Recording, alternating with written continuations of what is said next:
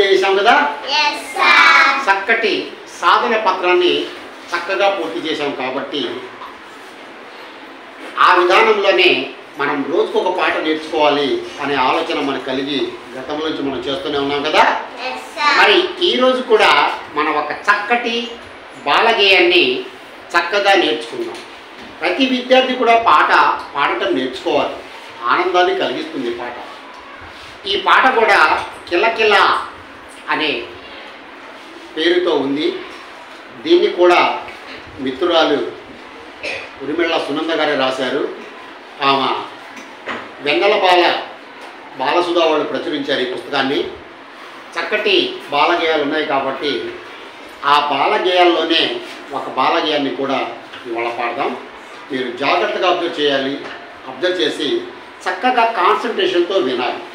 అలా వింటే పాటకు అందం వస్తుంది, వినటానికి ఆనందం కలుగుతుంది.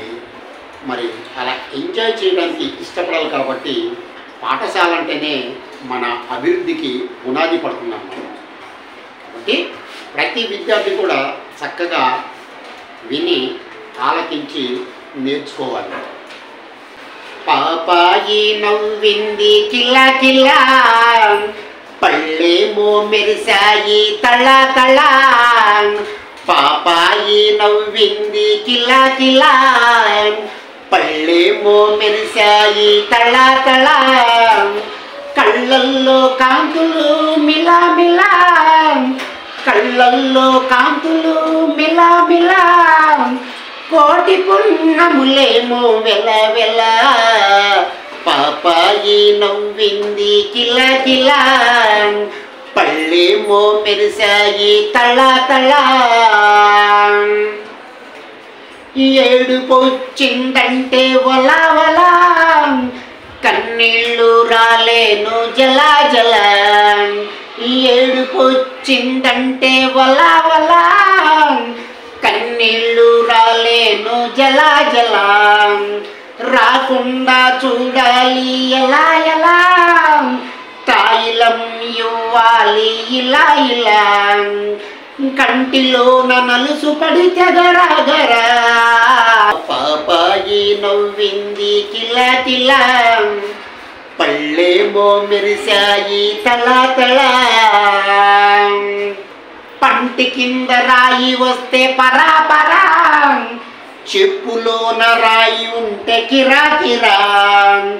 పంటి కింద రాయి వస్తే పరా పరా, చెప్పులోన రాయి ఉంటే కిరా కిరా. జలుబు చేస్తే ముక్కేమో బురా బురా, అరటి తొక్క మీద కాలు జరా జరా. జలుబు చేస్తే ముక్కేమో బురా బురా, అరటి తొక్క మీద కాలు జరా జరా. ఆసుపత్రికెళ్ళాలి పదర పదరా, పాపాయి నవ్వింది కిలా కిలా, పళ్ళేమో మెరిశాయి తళ తళ. పాపాయి నవ్వింది కిలా కిలా, పళ్ళేమో మెరిశాయి తళ తళ. కళ్ళల్లో కాంతులు మిలా మిలా, కోటి పున్నములేమో వెల వెల. పాపాయి నవ్వింది కిలా కిలా, పళ్ళేమో మెరిశాయి తళ తళ. పాపాయి నవ్వింది కిలా కిలా, పళ్ళేమో మెరిశాయి తళ తళ. ఇది చక్కటి పాట కదా.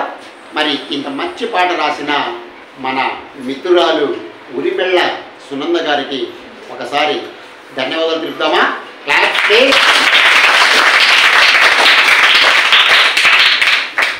ఇలా ప్రతి ఒక్క రచయిత తన పుస్తకంలో చక్కటి గేయాలు రాస్తున్నారు.